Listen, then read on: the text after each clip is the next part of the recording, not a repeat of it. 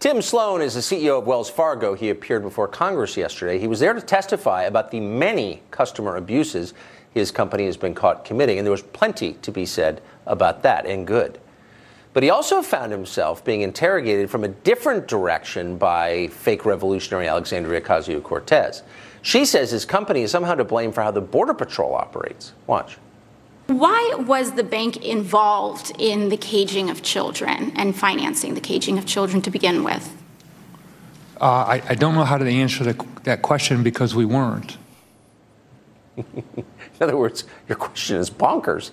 She then went on to suggest that the CEO of Wells Fargo should be held responsible for any oil spills that occur, since his bank might make loans to the companies that build oil pipelines.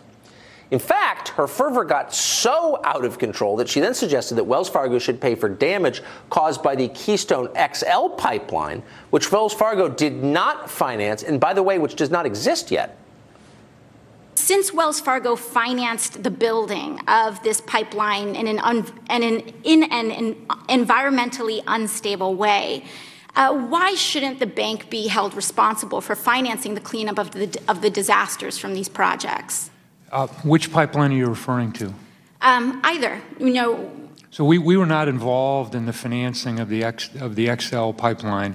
We were one of the 17 or 19 banks that was involved in the financing of the Dakota Access Pipeline. Melissa Francis pays attention to politics and financial markets. She co-hosts Outnumbered and After the Bell, and she's a friend of ours. She joins us tonight. Melissa, what do you make of that? First of all, proud to be on with you, my friend, tonight. But I watched this, and this is the newest game of gotcha.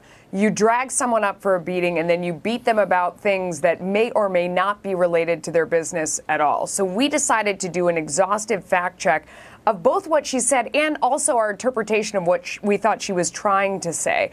I mean, she's talking about the caging of children, and as we looked through it, I mean, he looked befuddled, and rightly so. There was one company that Wells Fargo was involved with that they provided financing to this company which built one detention center under President Obama, and they sent us so many photos of it. It has no cages, and it's much nicer than any school my child has ever attended or summer camp. I mean, from what we saw, it's lovely, but there's definitely no children that are separated in any way from their families at this location, which I'm guessing was her point. But they also built the facility under President Obama, and it looked rather nice. So the premise of her question was a gotcha that seemed to have no connection to anything that you said that Wells Fargo has done that hasn't been great in the past. This just wasn't one of them.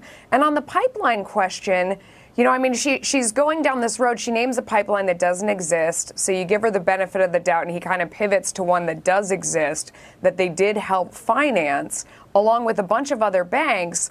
And the premise is sort of like if you provided finance to a builder, if then the operator down the line does something bad, you're responsible. That's like saying if I kill someone in my house, you should go put in jail the mortgage broker at the bank that gave me the loan. I mean, it's so many degrees of separation.